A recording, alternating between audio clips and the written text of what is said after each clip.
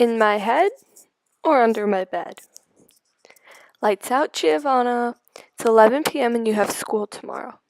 Okay, Mom.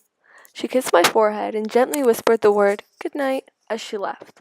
My door closed and the lights turned off.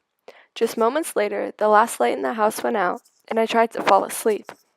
I was always scared of the dark, but lately I've been trying to overcome the fear. I am 14 after all, and it's about time.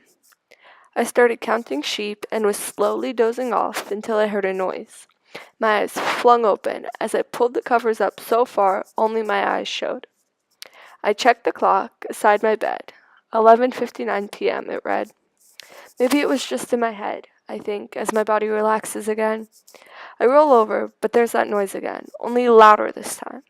I'm completely alert now, scoping the room for signs of what this noise could be. Except it's so dark, I can't even see my hands in front of my face. I grab my phone and turn it on for light, but the lock screen displays the time again. 12:05 a.m. I turn on the flashlight and dart out of my room as quick as possible.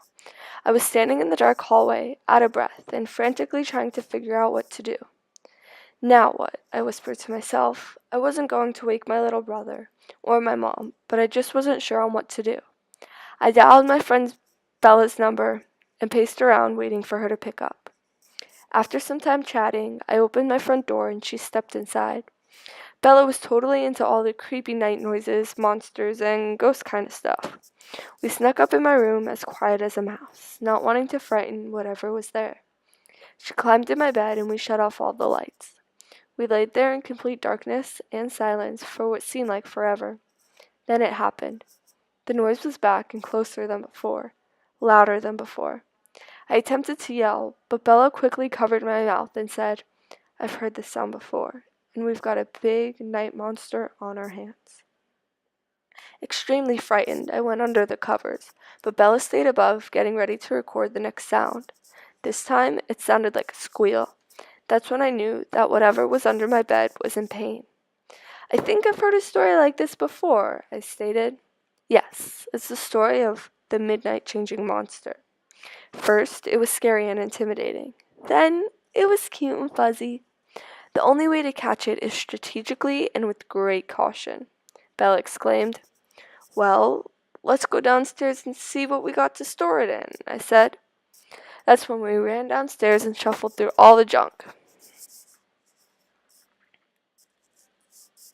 Tongs, bowls, pots, pans, we had it all. Quietly, we crept back up the stairs, but as we left the kitchen, I got a quick glimpse of the time. 2:50 a.m. If we were going to catch this monster, we had 2 hours to do so. Sitting on top of my bed, Bella and I made a quick plan on how we were going to catch this little thing. I had the tongs, she had the pot. We heard the strange noise again and sprung into action. We fell to the floor and dove under my bed in a matter of seconds. I extended the tongs and gently pulled this creature out from under my bed.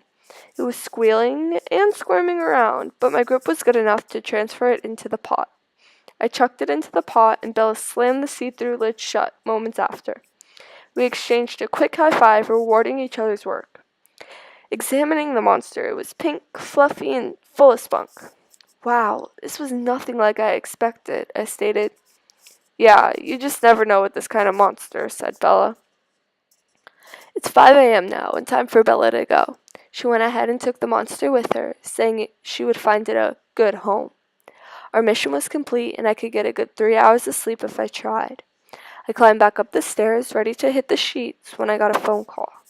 I had ignored and the phone displayed the time again, 11:59 p.m. I sat up, double-checking to make sure it was right, and then I heard the noise. The room was dark, the lights were off, the clock was bright.